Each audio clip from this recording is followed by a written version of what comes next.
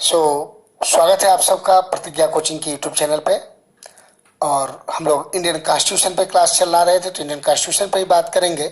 पिछले वीडियो में आपने 1919 के भारत शासन अधिनियम के बारे में जाना था, उसके सारे प्रोविजन के बारे में जाना था। अगला अधिनियम जो आएगा 1935 में आएगा। लेकिन 1919 से 1935 के बीच में भारत की राजनीतिक स्थिति बड़ी, कह सकते हो कि उथल पुथल वाली रही, बड़ी क्रांतिकारी रही। कई तरह की घटनाएं घटी जिसने बाध्य किया ब्रिटिश सरकार को, ब्रिटिश संसद को कि नया अधिनियम लाए और एक विस्तृत अधिनियम लाए। या कह सकते हो कि 1935 का अधिनियम जो आएगा वो एक सेमी संविधान, लघु संविधान के रूप में आएगा। तो 1919 से 35 के बीच में क्या क्या गतिविधियां हुई, राजनीतिक ऐसी स्थितियां बनी जो कि 1935 के अधिनियम के आने के लिए बाध्य किया या लाने के लिए बाध्य किया गया। तो जो सबसे बड़ी बात थी कि जो द्वैध शासन प्रणाली लगाई गई थी वो असफल हुई।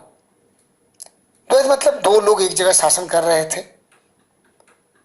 भारतीयों की स्वायत्तता की मांग जो थी, जो बात हुई थी कि 10 साल पे समीक्षा करेंगे, उसके पहले ही इतना स्ट्रांग मूवमेंट देश में चल रहा था जिसको देखते हुए 8 नवंबर 1927 को सर साइमन की अध्यक्षता में एक 7 सदस्यीय आयोग का गठन किया गया ब्रिटेन में। और उस आयोग को भारत भेजा गया कि वो आके भारतीयों का राय ले और अपना रिपोर्ट दे और जिसके आधार पे आगे के कानून बने। लेकिन उस साइमन कमीशन में जो 7 सदस्यीय आयोग बना उसमें एक भी भारतीयों को शामिल नहीं किया गया, जिसके कारण क्या हुआ कि पूरे देश में एक स्वर से विरोध हो गया कि भाई जब ये बात हो गई कि भारत परिषद में भारतीय होगा, वायसराय की कार्यकारिणी में भारतीय होगा, तो इस आयोग में भारतीय क्यों नहीं।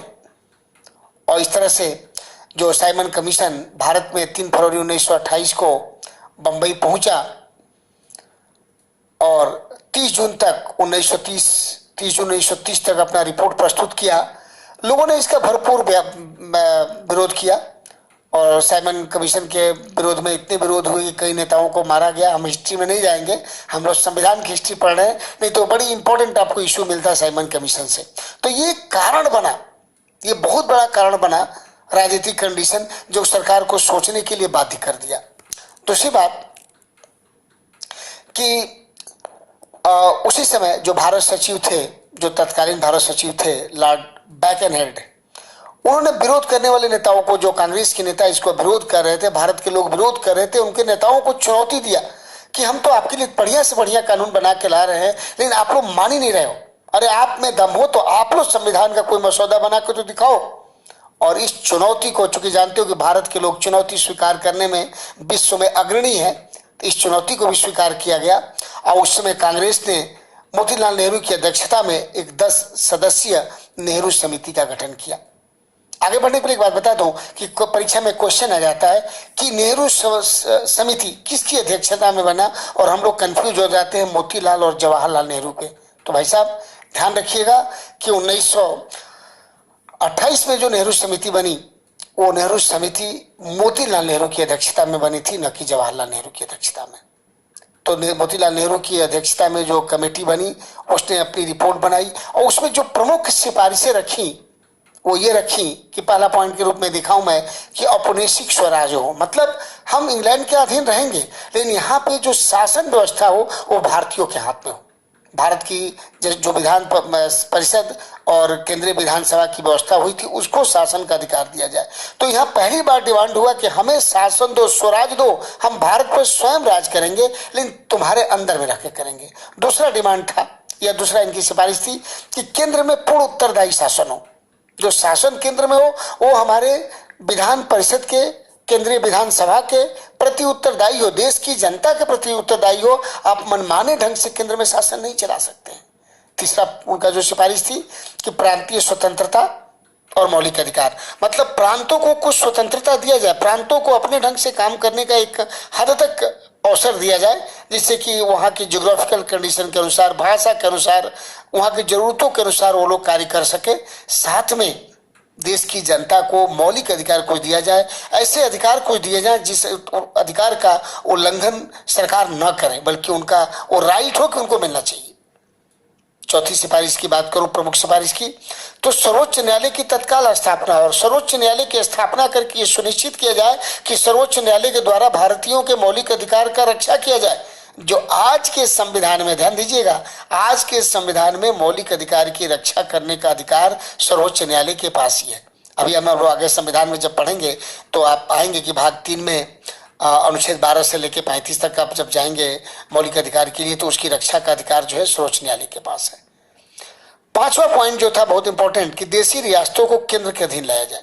जो देशी रियासतें थी, जो छोटे छोटे राजे रजवाड़े राजा थे, हटाओ, राजाओं की अब जरूरत नहीं है, उनको हटाओ और टोटल रियासतों को लाके केंद्र के अधीन उनको रख दिया जाए। और छठी, कि सांप्रदायिक निर्वाचन प्रणाली की समाप्ति हो।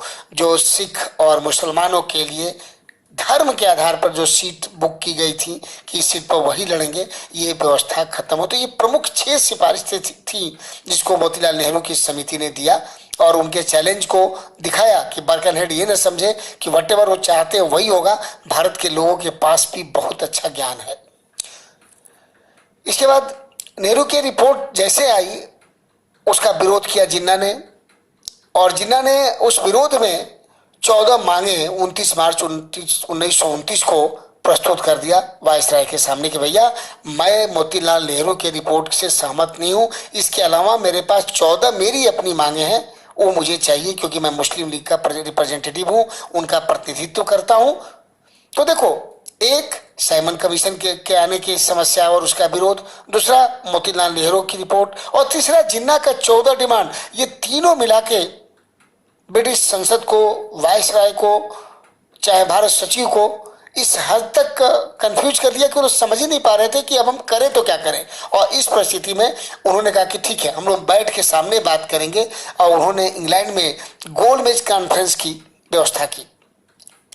तो आगे आप देखेंगे कि भारत से कैसे उन्होंने ब्रिटेन में गोलमेज कॉन्फ्रेंस किया। तो आपको मालूम है जैसा कि 1930 में पहला गोलमेज कॉन्फ्रेंस हुआ। गोलमेज का मतलब एक बड़ा सा टेबल गोल लगाया गया, उस पर मुस्लिम लीग के भी रिप्रेजेंटेटिव बैठे, कांग्रेस के भी प्रतिनिधि बैठे, अंग्रेज वायसराय और भारत सचिव भी बैठे, और वहां बैठ के चर्चा हो कि उनको क्या जरूरत है और इंग्लैंड की सरकार क्या दे सकती थी। इसके लिए 1930 में प्रथम गोलमेज कॉन्फ्रेंस हुआ जो कि असफल रहा।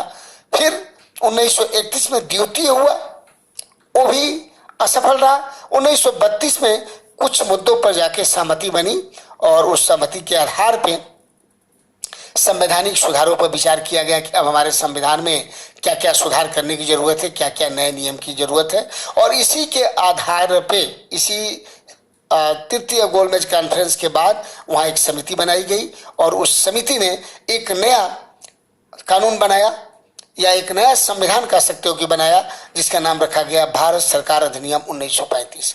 वास्तव में कहा जाए कि भारत सरकार अधिनियम 1935 आपके लिए बहुत इंपॉर्टेंट है। क्यों इंपॉर्टेंट है? कि आज का भारतीय संविधान, जो हम लोग लेटेस्ट संविधान इस्तेमाल कर रहे हैं, वो संविधान भारत शासन अधिनियम 1935 से अभिप्रेरित है। कई चीजें हमने 1935 में भारत शासन अधिनियम में जो आई थी उसको थोड़ा सा साफ सुथरा करके या उसमें थोड़ा सा कुछ जोड़ घटा के और उसको हमने अपने संविधान में एक्सेप्ट किया।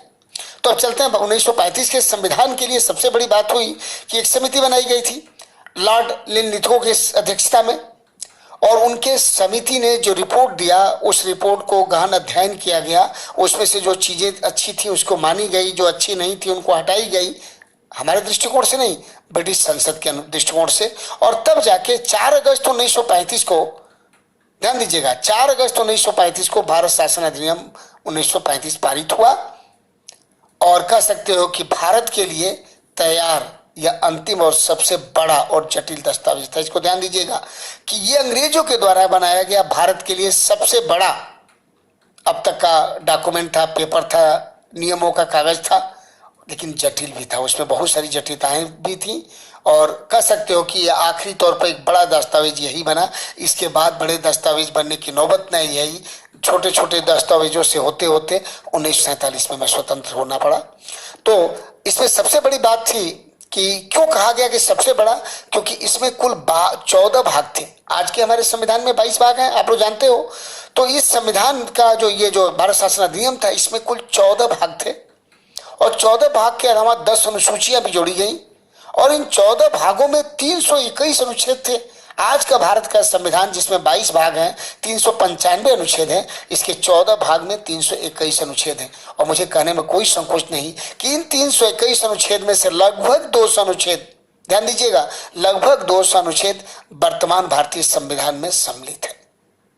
तो कहा जाता है, इसलिए मैंने अपने नोट में डाला कि वर्तमान संविधान पर इसका सबसे ज्यादा प्रभाव पड़ा है।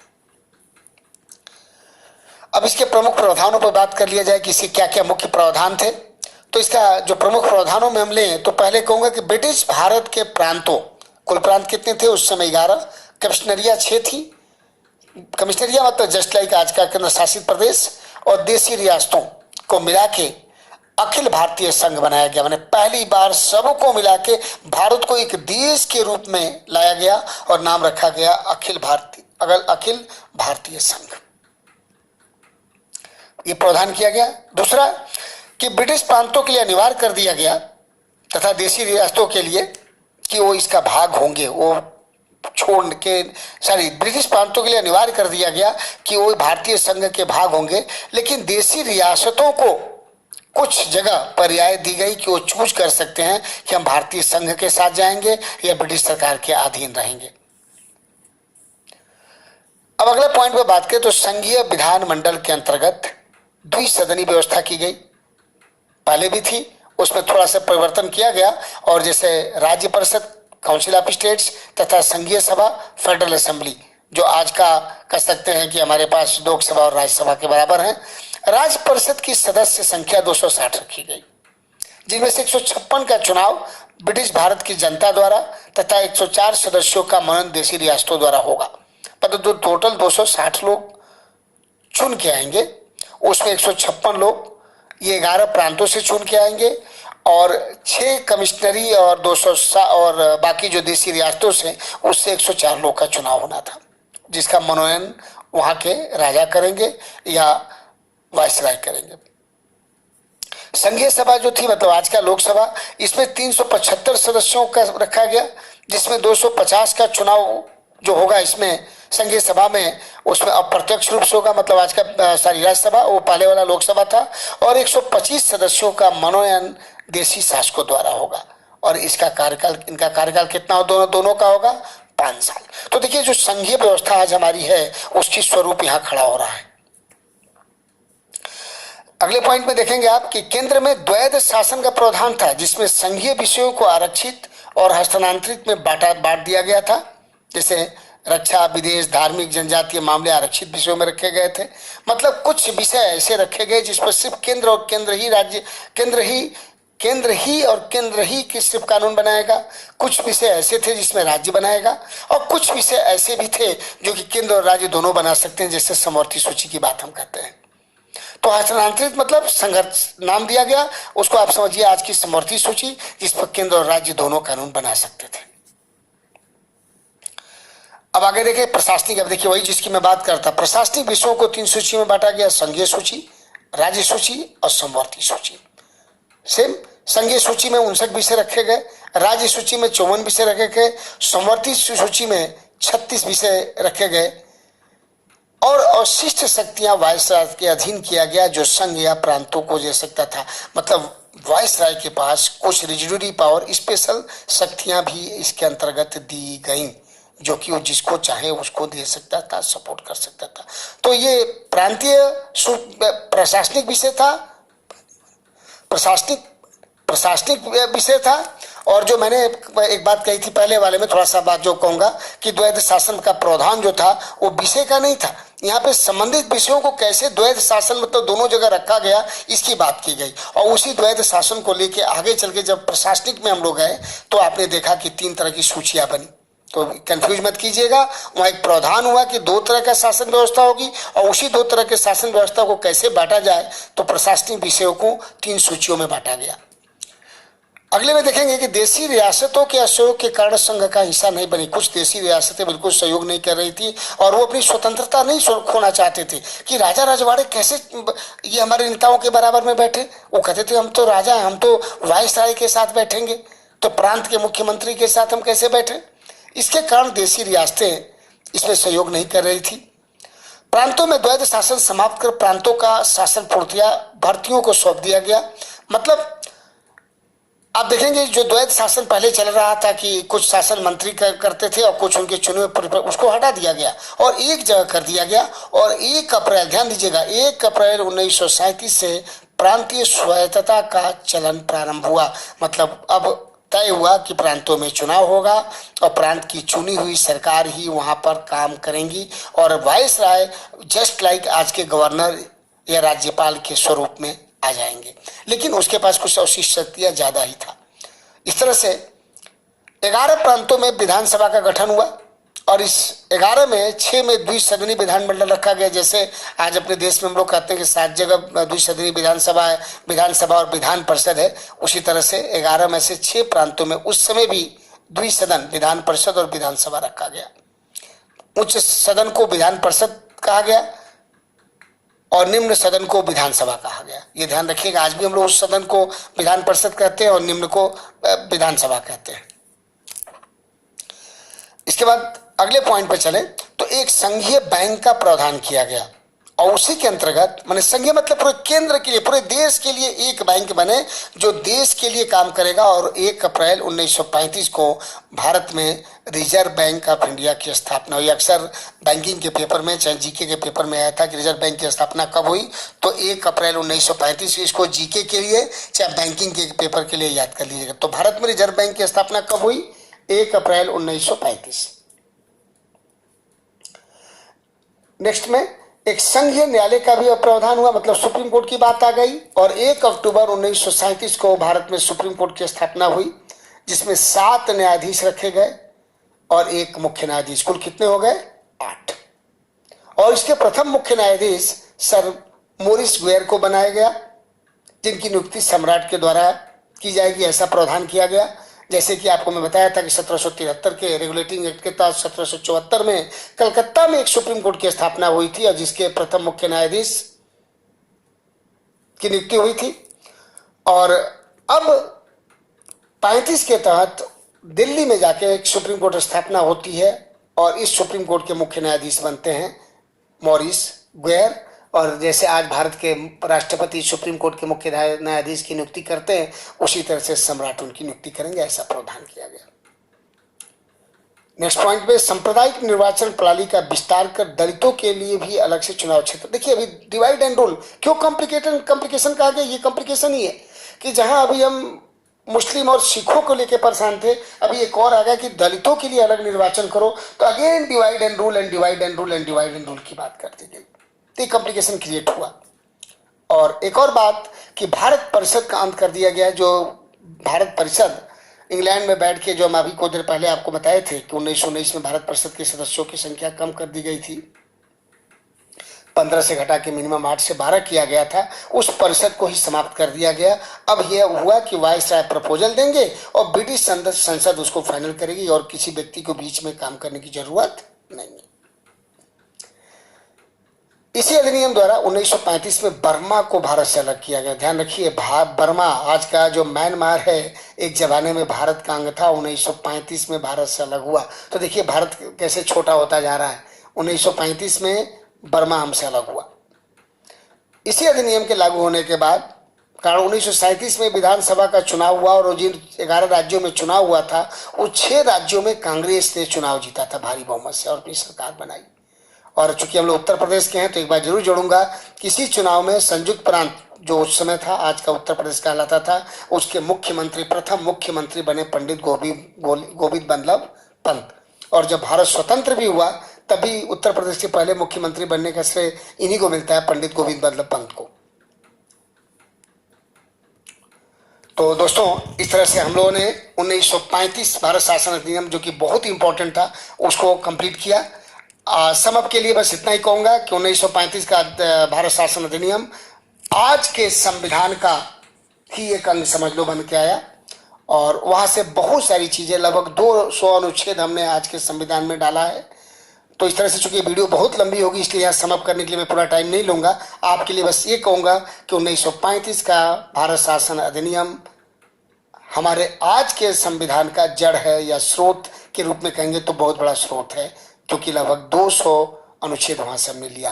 तो थैंक यू दोस्तों, अगले वीडियो तक का इंतजार कीजिए और इसको अच्छा लगे लाइक कीजिए, सब्सक्राइब कीजिए, अपना कमेंट दीजिए, अपना सुझाव भी आप दे सकते हैं। Most welcome. Thank you.